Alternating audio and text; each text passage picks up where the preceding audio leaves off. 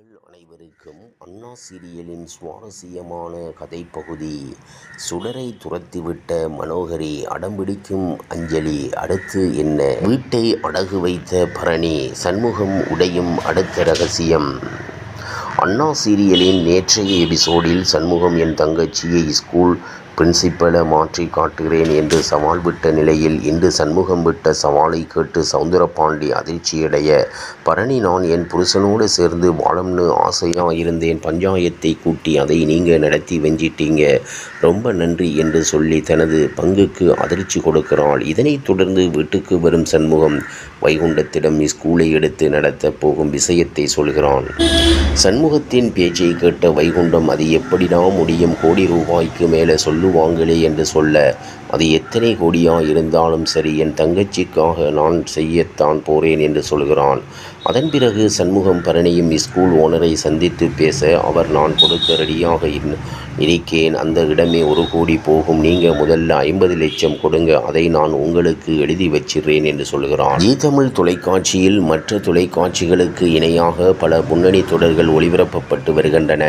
அவை டிஆர்பி ரேட்டிங்கிலும் குறிப்பிடத்தகுந்த இடத்தை பெற்று வருகின்றன. ரேடியோ நிகழ்ச்சி தொகுப்பாளர் செந்தில்குமார், நித்யாராம் ஆகியோர் முதன்மை பாத்திரத்தில் நடிக்கும் தொடர் அண்ணா.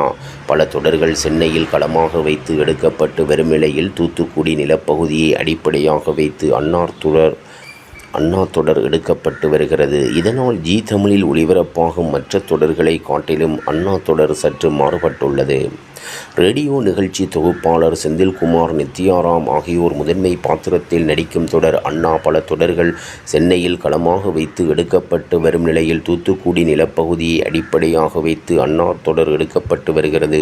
இதனால் ஜீ தமிழில் ஒளிபரப்பாகும் மற்ற தொடர்களை காட்டிலும் அண்ணா தொடர் மாறுபாடு உள்ளது. அண்ணா தொடருக்கு இல்லத்தரசிகள் உட்பட பல இளைய தலைமுறையைச் சேர்ந்தவர்களும் ரசிகர்களாக உள்ளனர். 4 தங்கைகளுடன் வாழ்ந்து வரும் அண்ணன் தனது குடும்பத்தை சுற்றி சந்திக்கும் சவால்களே அண்ணா தொடரின் கதை. செந்திலின் தங்கைகளாக நடிகை சுனிதா, நடிகை பிரீதா, தாரா, ஹேமா, சென்ராஜ் போன்றோர் நடித்து வருகின்றனர். இதில் 4 தங்கைகளில் ஒருவராக நடிகை விஜயதாரா நடித்து வருகிறார்.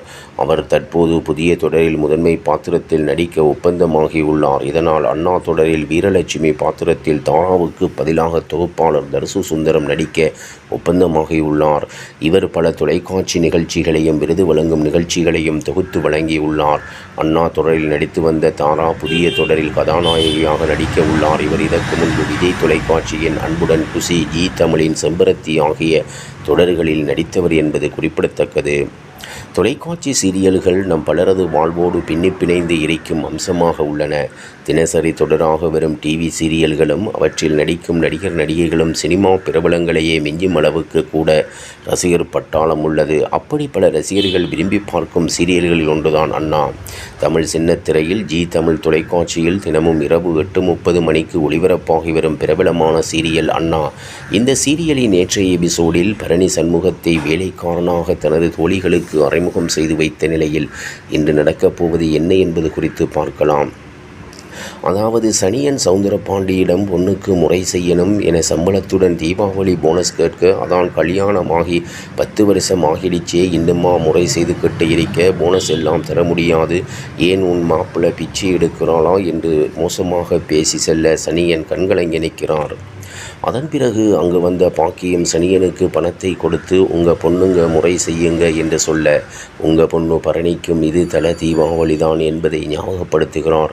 மறுபக்கம் பரணி தனது தோழிகளை எப்படியாவது ஊருக்கு அனுப்பியாக வேண்டும் என திட்டம் போடுகிறான்.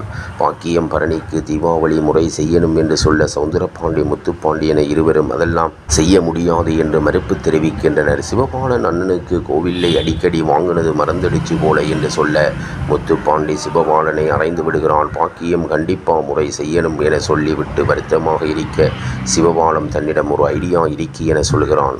அடுத்து பரணி, நானும் என் வீட்டுக்காரரும் ஹனிமூன் போகிறோம் என்று பொங்கலுக்கு வாங்க அவரை பார்க்கலாம் என்று சொல்லிக் கொண்டிருக்க சண்முகம் அப்போது அங்கு வந்துவிட அவனிடம் இவர்களை பஸ் ஏற்றி விட்டு வரச் சொல்கிறாள். சண்முகம் இவர்களை காரில் அழைத்து வந்து கொண்டிருக்கும் போது பானிபூரி சாப்பிடணும் என்று அடம்பிடிக்க சண்முகம் இவர்களை கடைக்கு அழைத்து செல்கிறான். கடைக்கு போன இடத்தில் சண்முகம் போன் பேச போன கேபிள் ரவுடிகள் சிலர் இந்த பெண்களிடம் தப்பா பேச அவர்களை அடித்து சண்டை போட அந்த பக்கம் வரும் பாக்கியமும் சிவபாலனும் இதை பார்த்து விடுகின்றனர். வேலைக்காரன் பயங்கரமாக சண்டை போடுகிறான் என்று சொல்ல பாக்கியம் இவன்தான் பரணியின் புருஷன் என்று உண்மையை உடைக்கிறான். அதோடு தோழிகள் சண்முகம் தான் என் புருஷன் என பரணி வாயால் சொல்ல வைக்கிறோம் என பிளான் போடுகின்றனர். இப்படியான நிலையில் அடுத்து நடக்கப் போவது என்ன என்பது குறித்து பார்க்கலாம். இவ்வாறாக அண்ணா சீரியலின் சுவாரஸ்யமான கதைப்பகுதி செல்கிறது. இனி சுவாரஸ்யம் உங்களை காத்திருக்கிறது. மீண்டும் சந்திப்போம்.